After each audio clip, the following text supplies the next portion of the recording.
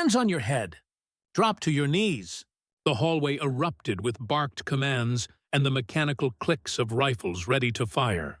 12 elite soldiers, each one battle-tested, armored head to toe, faces obscured by helmets and mirrored visors, closed in on one woman standing alone at the center of the corridor.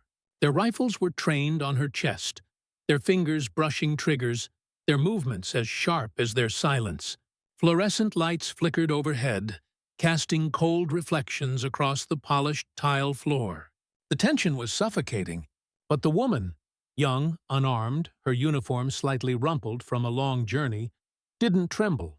She stood tall, calm and unblinking, her hands raised slowly above her head, her breath steady, her heart quiet. She was not afraid. She wasn't surprised either. She knew this was coming. The lead operator stepped forward, rifle tight to his shoulder. Identify yourself, name, rank, unit. His voice was cold, procedural. Another mission. Another target, but she didn't answer. Not yet. Her eyes scanned the room, every gun, every set of armored boots, every insignia stitched on their uniforms. Then her gaze locked on a patch, just for a second. Recognition flickered. She said nothing. The team tensed. Another step forward. The leader raised his rifle an inch higher. You have 3 seconds to comply. One of the younger soldiers behind him shifted his stance, something uncertain in his eyes. He squinted at her, a line above her breast pocket, a faded insignia, almost erased, but not forgotten. The soldier leaned forward, voice low. Sir, I think we have a problem. The leader glanced back. What is it? The younger man took a slow breath. I've seen that patch before. That's not regular issue. That's Ghost Division. A stunned beat. Another soldier stepped closer. That's a myth. Ghost Division was dissolved 5 years ago. The woman finally spoke. Her voice was calm, cold, but clear enough to slice the air in half. It wasn't dissolved. It was burned. Every weapon in the hallway wavered slightly. Eyes widened. Then she gave the name, her call sign, Raven. And the moment she said it, everything changed. One by one, rifles lowered. The air felt heavier, like history itself had just walked back into the building. The commander took a stunned step back. You're Raven? She nodded once. Former Tier 1 Black Protocol, Unit 9, Shadow Designation. Mission status, classified. Survival status, presumed dead. Silence. Everyone had heard the name before, in the kinds of whispered conversations that only happen behind soundproof doors or after too many drinks in off-base bunkers. Raven was the one who had flown into a war zone with no air support and come back with 7 hostages and 2 bullet wounds. Raven was the ghost who pulled intel from a locked bunker after her whole squad had gone silent.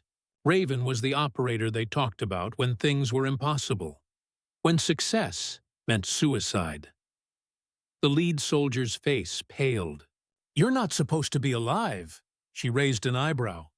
Clearly, someone misfiled the paperwork. Another voice piped up from the back, shaky, respectful, reverent. She's the reason I joined. That was all it took. The energy in the room shifted completely. Guns dropped.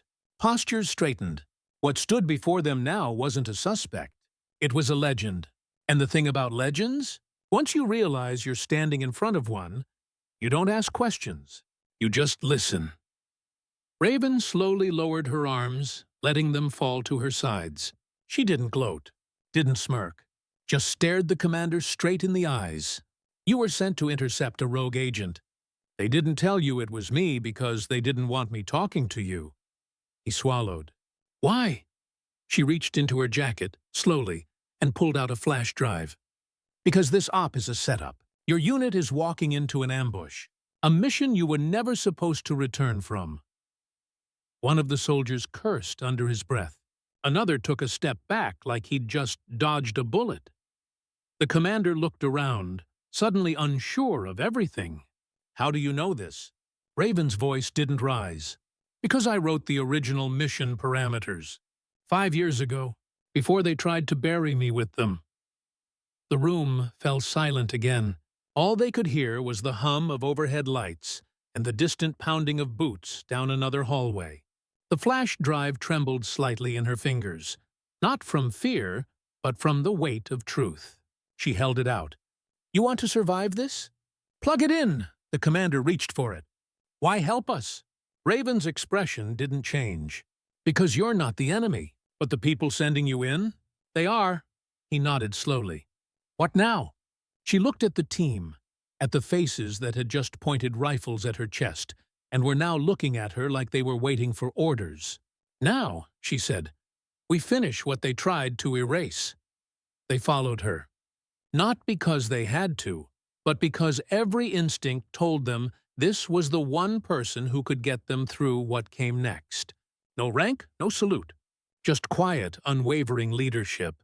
The kind that's forged in fire and sealed in silence. And that was the day the myth came back to life. Because sometimes the person they try to erase is the one the mission needs most. Before you scroll, drop your location in the comments. Let's see how far this message travels. If something in this story made you reflect on your own life, please like the video and share your voice in the comments. And remember to subscribe, because the next story might be the one that brings you clarity, comfort, or the push you've been waiting for.